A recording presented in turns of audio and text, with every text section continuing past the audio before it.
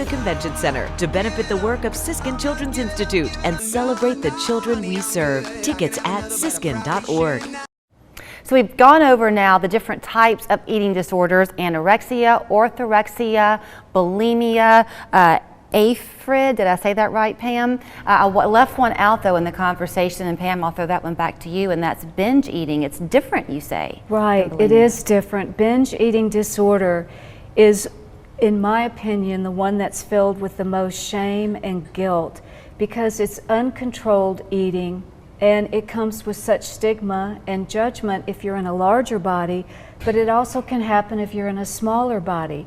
So it's all about that fear of living in your own body, that you feel like you've got to somehow avoid life by secretly eating large amounts of food, usually more than anyone would typically eat, usually rapidly, usually in secret or alone, hiding wrappers again, or making sure you get rid of the food, hide it, usually with the idea that you'll never do it again. So a promise that it's the last time, and it does happen again. And so that's where that guilt and shame shows up in that. And it's very, very hard to talk to the medical community about it, because it is that idea, well, just stop. Just stop. And it's harder to do that. We see it in younger people and teens. Maybe their family, for whatever reason, has encouraged them not to eat particular food, so they hide it and they eat it on their own and can't stop, and it becomes from a mischievous habit to a coping skill. We see it in adults that are lonely or don't have a social life, and they get into the habit of eating that way alone, again with that criteria I just mentioned. But it's the feeling uncontrolled and the guilt and the shame that makes it such a terrible thing to have to live with. So when we took our pause earlier, I had said you'll be surprised perhaps at the face of eating disorders. I'll say that most people watching probably are expecting the answer to be a teenage white girl. I'll just say it. That's kind of the image, especially of anorexia. Chris, I'm going to start with you though. That don't you deal a lot with boys and men in your practice? Yeah, and some. I mean, it's not as much as women. I think you know, the literature is on average about 4% of women in their lifetime and about 1 to 2% of men. But those are still big numbers. And that's who are revealing the problem, right? Correct, right. And I think we would all agree that it's underdiagnosed and underreported. And so we don't have, you know, obviously the literature from 20, 30 years ago is different than it is now. But there is no gender, no race, no ethnicity that isn't susceptible. And I think that's important to get out there, because you don't want to be watching this thinking, oh, well, I don't fit the profile, therefore it can't be me. There is no profile, right? It could be anybody who this could touch. We will talk in the days to come with a young girl, a teenager now, but she began her journey when she was very young, 6 or 7 years old. And I know, Emily, in our conversations in the past, that's been something you've really been concerned about, the younger and younger diagnosis of this.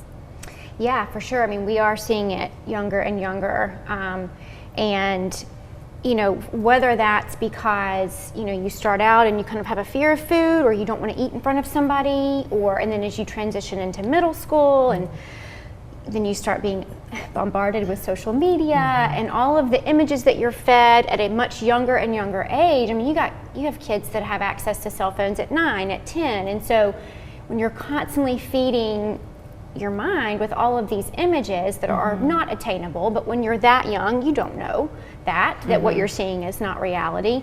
I think it kind of perpetuates the issue. Like, you're already starting to see a handful of these girls struggle, but then you throw in the mix of social media and just even society pressure to have an idea, to look in this ideal way. And kids are picking up on that young, and then they might have parents in the home that are dieting. And you see, you know, I think our parents of this generation And I'm not speaking to whether or not that's a good or a bad thing, but you see a lot of keto and paleo and all of the, intermittent fasting and all of these buzzwords that you're hearing, and you might have a family that participates in some of that and kids are watching. Right. And I'm sure it's a situation a lot of times parents don't intend for their kids to pick up on this or even eat the same way, but they're watching, they're listening, they're hearing what you have to say about your body and what you have to say about weight loss or any of that, and they're absorbing all of that, and so they're starting to kind of perpetuate those patterns. Okay, let's try to talk a little bit maybe about some things that people can do. We've talked about what to watch for and the definitions of some things. Let's give people some things that they can do. So Pam, you're a registered dietitian and nutritionist. I know I was watching something recently and it was a video from the 70s or 80s. It's shocking to see what the average person looked like 30 and 40 years ago versus today. You cannot tell me that our food sources are the same. Right. They're not the same. And that's a hard thing to say because we really want to dispel any fear about eating food. But the truth is our brain is designed to get food, to think about food, to get food, to have food. Our brains have not changed. Our food supply has. We didn't have access to going to a market and buy a plethora of food when you went to get gas or drive down the street and see fast food restaurants. So that's a component. It's also that we're so busy. We don't have time to sit and fix meals the way that we used to. And then there's the guilt of, I need to be able to cook a lovely meal for my family. You've got one that won't eat it, one that's on keto, one that's afraid of gluten now. So, I mean, there's so many nuances that are affecting this, but it's a real thing. And part of it, I think, is having the open dialogue about it with everybody in the family. I was one of those moms. I made 3 or 4 meals a night. I would make one thing for me, my husband would cook for him, and my girls would eat at different times. I was that mom, I'll confess it. And I think now that might have not been a good idea because my children did not have to learn to eat what I made. Is that a fair criticism of myself? True. And I also think you never learn moderation if you aren't presented with all the foods. So keeping sugar away, keeping colas away, keeping fast food away never teaches a person how to have that incorporated into a life of moderation and balance. It's just like, this is good food, this is bad food. And before long, you can get in that slippery slope of fear.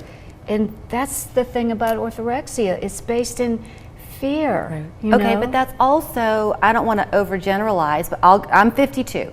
So I'll go back to my childhood, which would have been the 70s and 80s, when these issues were there, yes, but the food sources were different. So we didn't deal with the same struggles when I was 8 that today's 8-year-old deals with. Is that a fair thing to say, Erin, that families need to remember that? Absolutely. I think it's very important to remember what this generation is struggling with and how that is affecting the whole family system. One thing that Pam said that I wanted to dovetail off of around this is part of sitting down and having meals together is time for connectivity and conversation, and we're just seeing less of that because of how busy our culture is and society is today, and it's hard to sit down and connect and then let the food experience be part of the positive experience of connecting. Parents have a tendency to want to fix things for their kids. I certainly did. So your child presents you with a problem, you want to come up with the answer. That's not always possible, I guess, and admitting that is difficult. Is it also important, though, to validate your child's experience? Absolutely. I think that's hard to do, though, with what we're seeing with what's happening at the younger generation. So a lot of the work that I try to do with my clients is creating that empathy and teaching them how to validate. That doesn't mean that you're endorsing what's happening, but just acknowledging their experience as part of their developmental process will empower them to have the tools that they need to find their own solutions. All of us, Chris, want the quick fix, parents and kids alike. There really isn't a quick fix on this one. No, and it's complicated. And if there was one reason why an eating disorder happened, it really wouldn't solve the problem. Because I feel like, it's such multifaceted that if we're going to look at one thing, we're going to give that thing so much more power. And that really takes away from the autonomy and the self-responsibility of the client. And so you don't want to take the power away from them. So it's not the parent's fault or or societies or their genetics or their personality. It's a combination of all of those things.